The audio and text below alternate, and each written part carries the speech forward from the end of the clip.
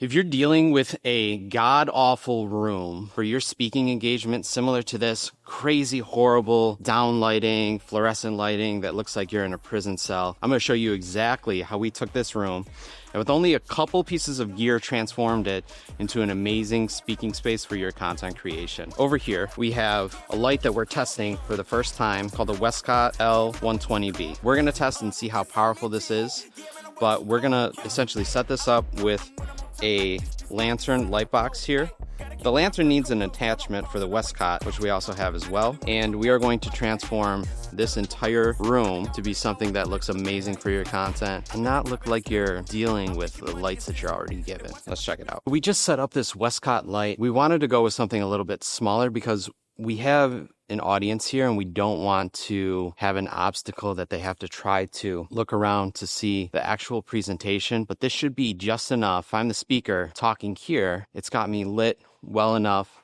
It adds a nice ambiance to the room. We're able to cut the room lights, and then we're able to add in the back here a couple practical lights for some nice uplighting. This is how you can transform your really crappy keynote room into a really simple setup that can take less than 15 minutes to put together. So I would highly recommend getting a lantern for all your speaking engagements. The Westcott comes in under $300, so it's a nice budget-friendly light that you can use to be able to light your keynotes and give that nice ambiance to be able to use for your clips afterwards. And there's only a couple simple setups that we took in order to be able to do this. 15 minutes tops. Wouldn't you say so, Ben?